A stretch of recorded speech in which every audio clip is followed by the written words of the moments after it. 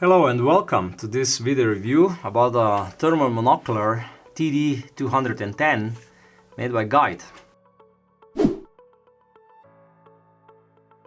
As you probably know, Guide was, I think, one of the first brands of thermal optics producers in China that somehow splashed into Europe. I remember old EVA fairs when I saw Guide and so on, and they were I noticed them before I noticed Infrared and before I noticed Hike Micro, which is definitely a much younger company than the Guide.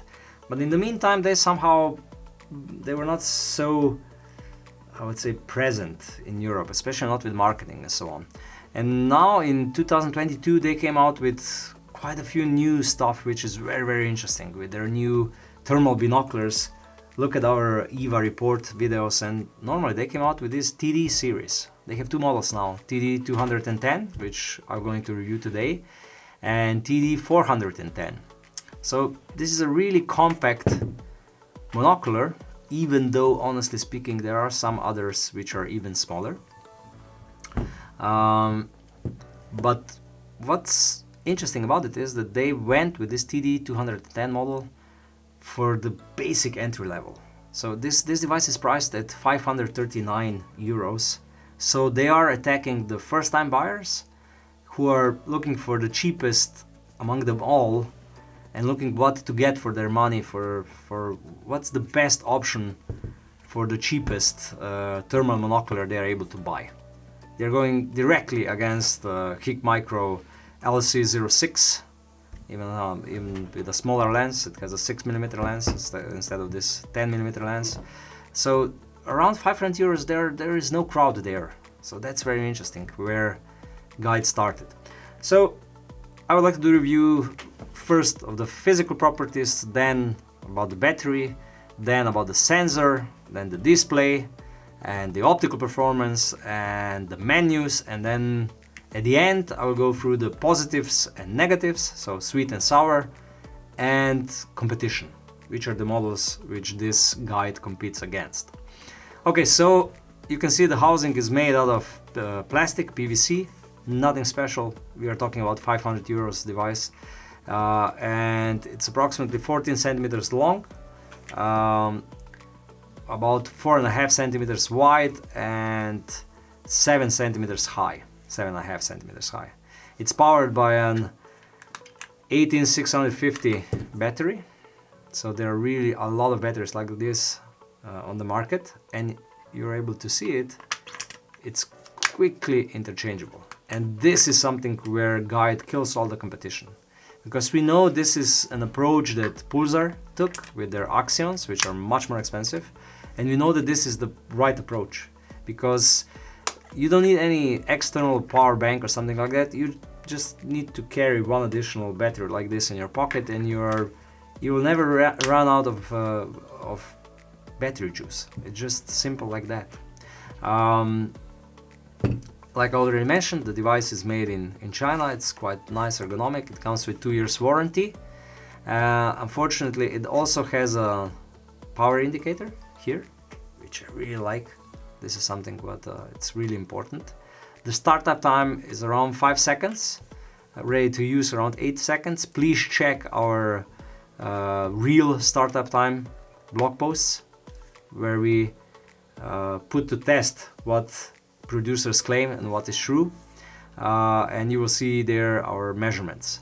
The device can also be powered by a Type-C external power bank, even though I don't think that's necessary, but also the batteries, you get a nice charger, so you don't need to charge the batteries inside of the device. Okay, so they claim 8 hours of battery life. We will definitely test it. Go to real battery lives on our blog. Now about the sensor. The sensor is a vanadium oxide 256 by 190 pixels. It's 17 microns of pixel pitch, and it has an NATD of 35 millikelvins. So this sensor, at least Guide claims, it's very, very sensitive. The downside is it has a refresh rate of 25 Hz.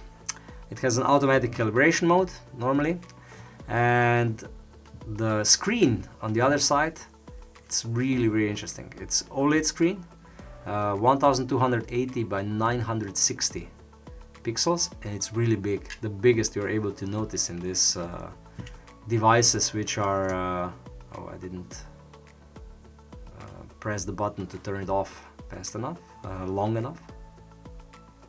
Okay, yeah, now I can turn it on. No, it still turns on. Maybe I can just open the battery compartment.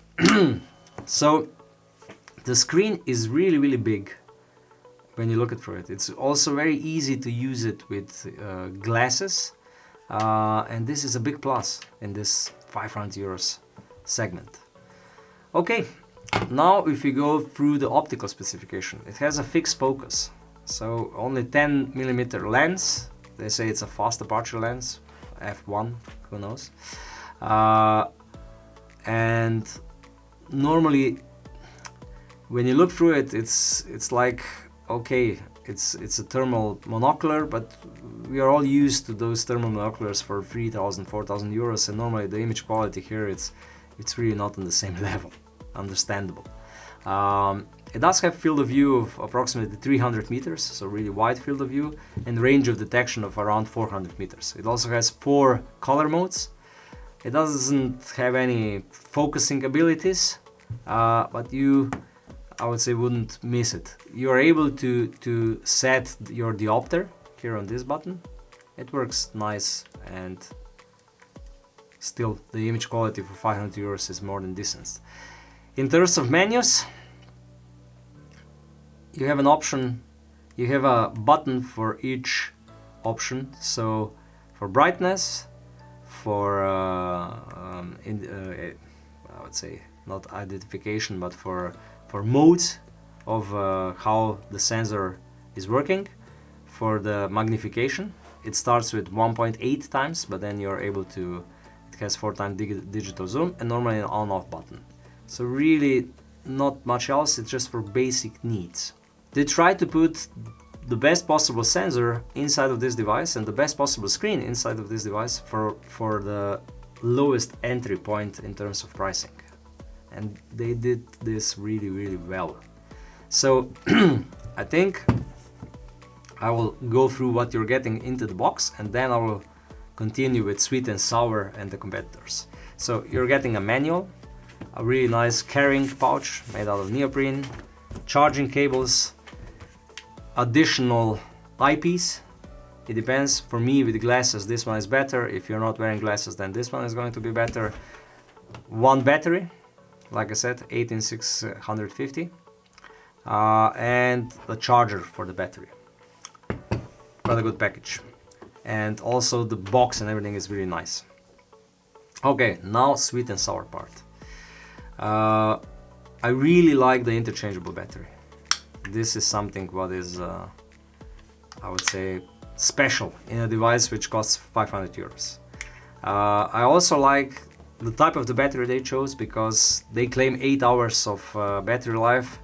We all tested it, but I don't think it's far from the truth. I also like the screen. The display inside is much better than any device of a similar price class. And the form factor is not, it's good, even though if we go to the sour, it should be a little bit smaller. So you are still, for your money, you're getting the best sensor and the best display in this class. Everything else costs at least 200-300 euros more to have equal sensor and equal screen. So this is interesting.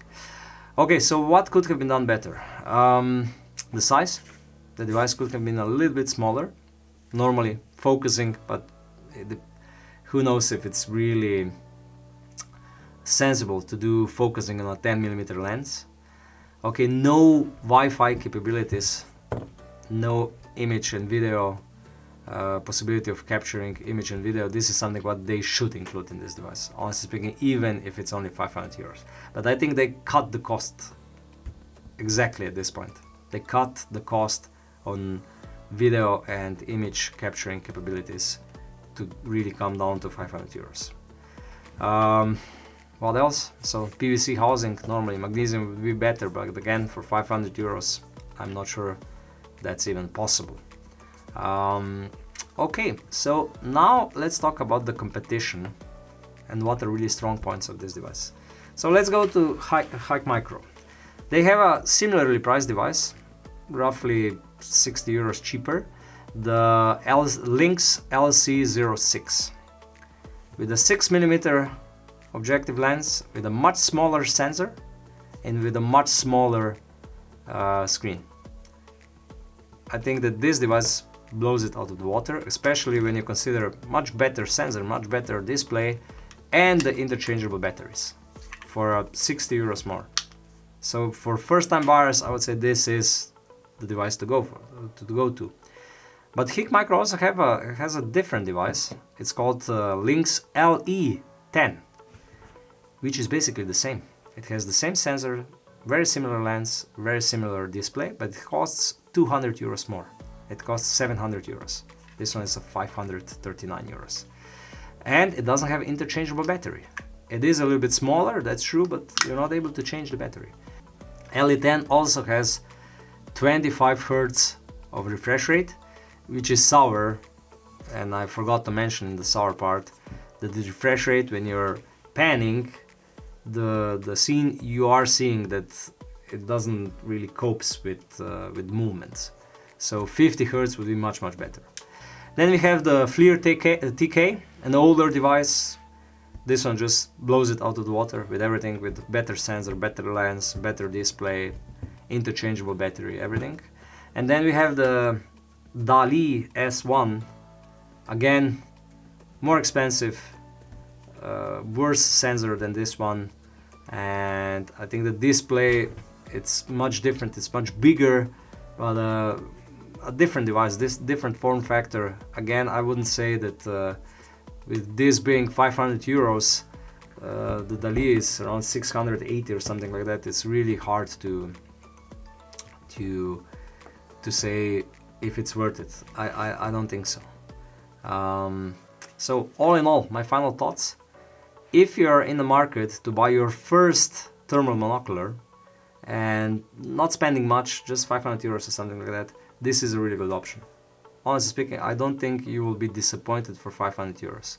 Normally, you shouldn't compare the image quality to the models which are double in price or more, but still, just to pick up on movement or something like that, on let's say 300-200 meters, this is more than good enough. And it does have an advantage that for this price point, nobody is offering 10mm objective lens, the sensor with 256 by 190 pixels, and especially another display with 1280 by 960 pixels and interchangeable battery.